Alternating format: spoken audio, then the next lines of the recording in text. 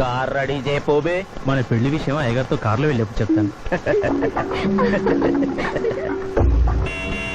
అరే బాబ్జీ, అయ్యగారు రెడీ అయినట్టున్నారు, త్వరగా వచ్చేస్తాను. భోజనం చేసి పెట్టి. ఏమిరా ఇంత లేటు? కొత్త పని మనిషికి అన్ని విషయాలు చెప్పొస్తున్నానండి. దిగినాక ఫోన్ కొడతా.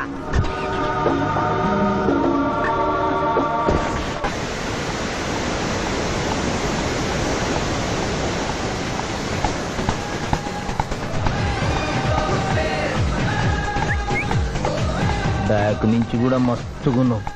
ఎవరు నువ్వు? బాబ్జీ మరదలండి. నువ్వెప్పుడూ బాబ్జీతో కాన్ రాలేదే. మా దేవురు కాదండి, మా అమ్మా నాన్న నేను లగ్నాలు పెట్టుకోవడానికి ఈ ఊరొచ్చాం. ఓహో, బాబ్జీ గాంతో నీ పెండ్లన్నమాట.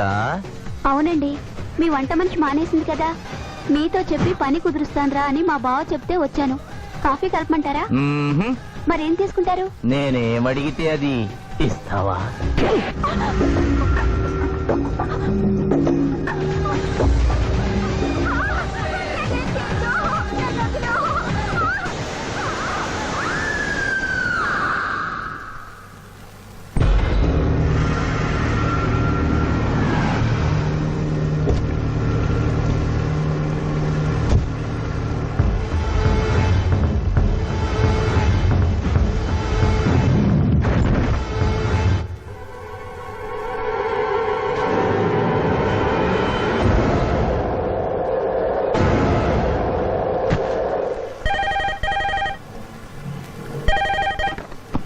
Hello, DSP Chandrakanth here. అయ్యగారు, నేను బాబ్జీని మాట్లాడుతున్నాను. మళ్ళీ ఎంపీ గారు అబ్బాయి చంపేశాడండి.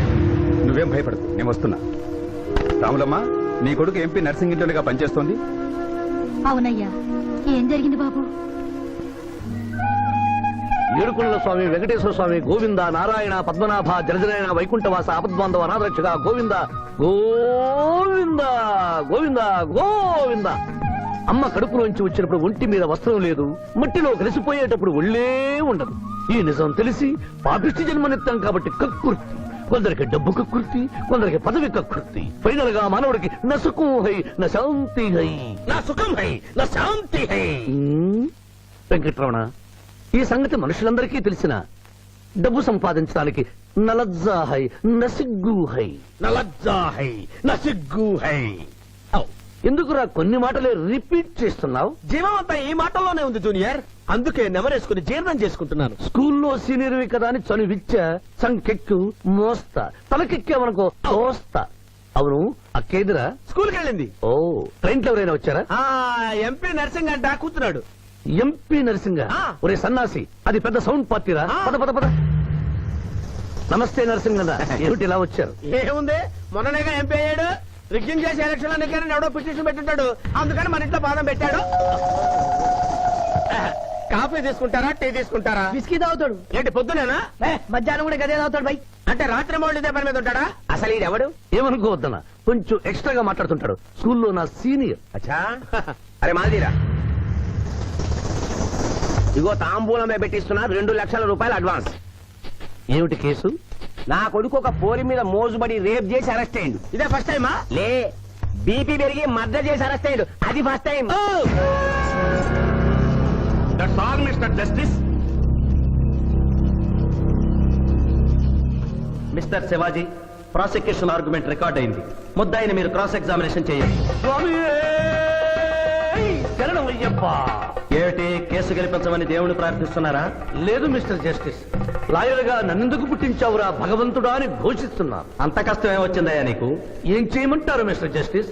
ముద్దాయి స్థానంలో సాక్షిని, సాక్షి స్థానంలో ముద్దాయిని చూసి తమిళనాడులో మా సోదర లాయర్స్ లా నేను నల్లకోట చించి నిరసన ప్రకటిద్దామనుకున్నాను. కానీ ఆ ధర్మదేవత శపిస్తుందని భయపడి విరమించుకుంటున్నాను. కేసు కంటే ఉపోద్ఘాతం ఎక్కువ చెప్తున్నారు. దైవ ప్రార్థనలోని అంతరార్థం హత్య శ్రీనాథ్ చెయ్యలేదు, బాబ్జీ చేశాడనా? Yes mister justice. అబద్ధం, నాకేమి తెలీదు. నేను ఎయిర్పోర్ట్ లో పెద్దయ్య గారిని దింపొచ్చేసరికి నా మళ్ళీ చిన్నయ్య గారు మానభంగం చేసి హత్య చేశారు సార్. హలో డ్రైవర్ సాబ్, స్లో. అందుకనే ఒంట్లో బాగుండలేదని చెప్పి ఎంపీ గారిని ఎయిర్పోర్ట్ కి తీసుకెళ్ళడానికి పాండును పంపించి మళ్ళీ మీద నీకు ఆవేశావు. ఆ రోజు ఏం జరిగిందో తమరే చెబుతారా, లేక వారితో చెప్పించారా? నువ్వు చెప్పలేవు. శ్రీనాథ్, నువ్వు చెప్పు. మళ్ళీ నేను మొదటి చూపులోనే ప్రేమించుకున్నాను, పెళ్లి కూడా చేసుకుందాం అనుకున్నాను. మీ నాయనతో మన పెళ్లి విషయం మాట్లాడతానన్నావు, మాట్లాడావా? మా నాయన వద్దంటాడేమోనని భయం ఉంది. నేను ఒక ఐడియా చెప్పనా? ఏందది? పెళ్లి కాకుండానే మన ఇద్దరం సంసారం చేద్దామా? ఏం ఐడియా చెప్పిను? గా తర్వాత నీ కడుపోయిందని నాటకం ఆడతాం. పార్లమెంట్ లో మా నాయన పరువు పోతుందని మన పెళ్లి చేస్తాడు. కరెక్ట్. Super idea.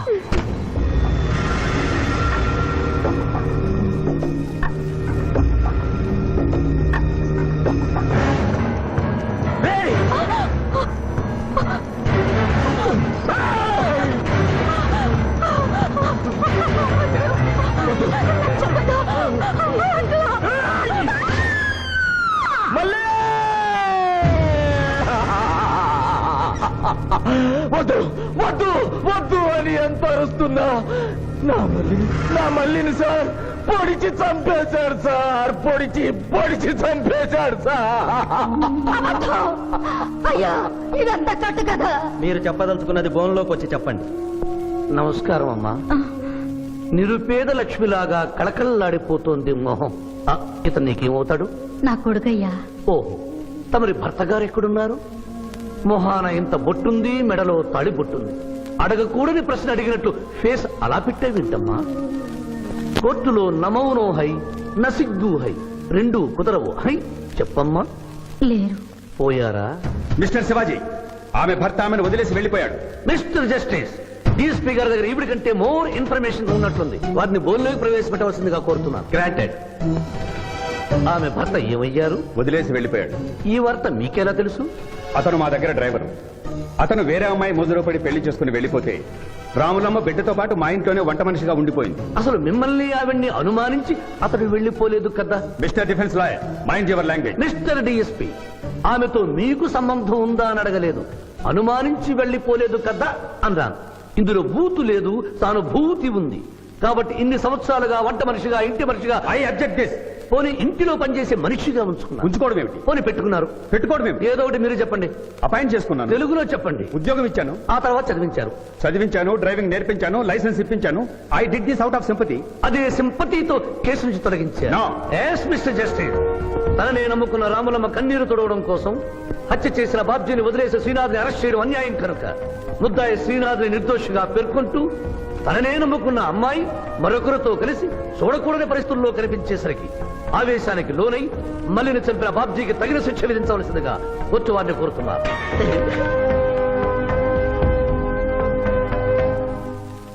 డిఫెన్స్ వారి వాదన ప్రకారం జరిగింది మానభంగం కాదని, హతురాలి ఇష్టంతోనే వారిద్దరూ ఒకటయ్యారని న్యాయస్థానం నమ్ముతోంది.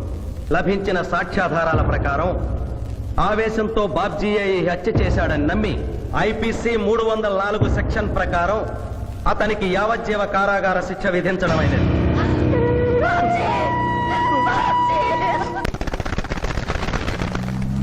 జూనియర్, ఎన్నో కేసులు అన్యాయంగా గెలిచి ఇంత డబ్బు సంపాదిస్తున్నావు కదా, నువ్వు ఈ పాపానికి పరిహారంగా తప్పకుండా నరకానికి వెళ్తావు తెలుసా?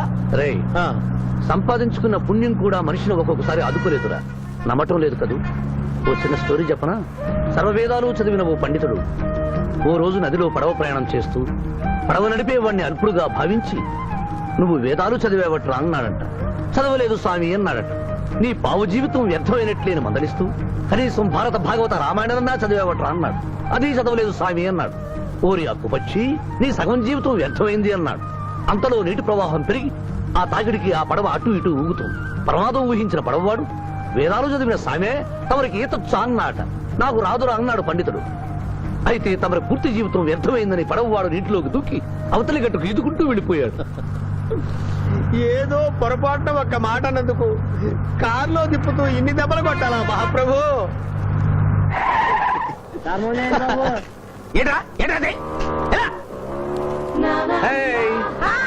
హాయ్.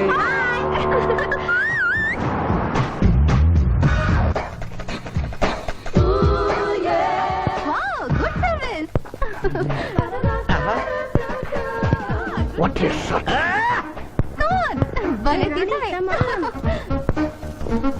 అబ్బో,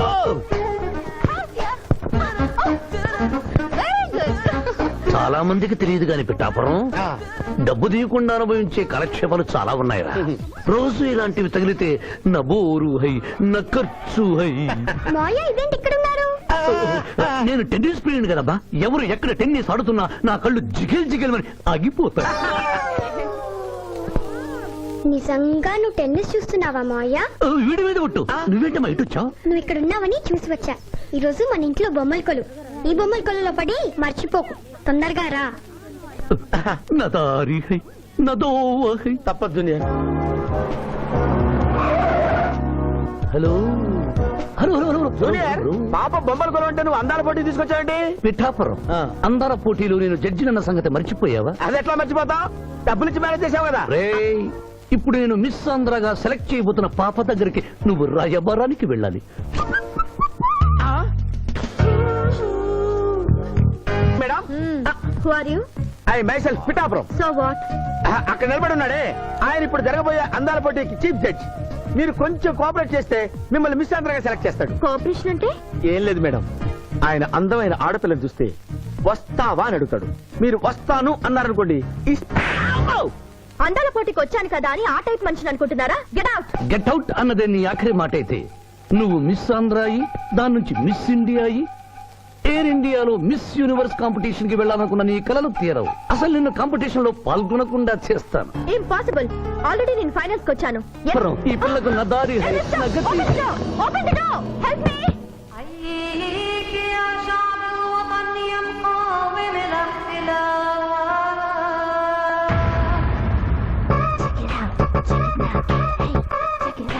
Check it out.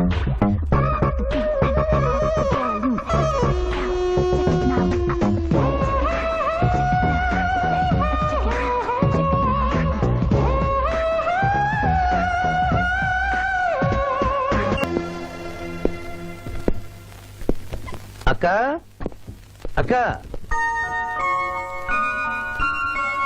పిఠాపురం నీకేమని చెప్పాను రా? అక్క ఇంటి దగ్గర దసరా కొలువు పెట్టి ఫ్రెండ్స్ ని పిలుస్తుంది. సాయంత్రం 5 గంటలకి ఇంటికి వెళ్ళాలని నీకు చెప్పానా లేదా? చెప్పావు. మరైతే తిడితేనేమో స్కూల్లో సీనియర్ అని అంటావు. ఇప్పుడు చూడు, అక్క ఫ్రెండ్స్ అందరూ వచ్చి వెళ్ళిపోయి ఉంటారు. అక్క మూడు పాడైపోయింది. ఇదిగో 10 గుంజులు దీనికంటే బెటర్ అయితే చెప్పనా? నన్ను తీయమంటావా? నువ్వు నేను గుంజులు తీసి కూర్చుంటే ప్రయోజనం ఉంది. వెంటనే వెళ్ళి అక్క ఫ్రెండ్స్ ని ఒక అరగంట ఎక్కించుకొచ్చావనుకో, అక్క హ్యాపీగా ఫీల్ అవుతుంది.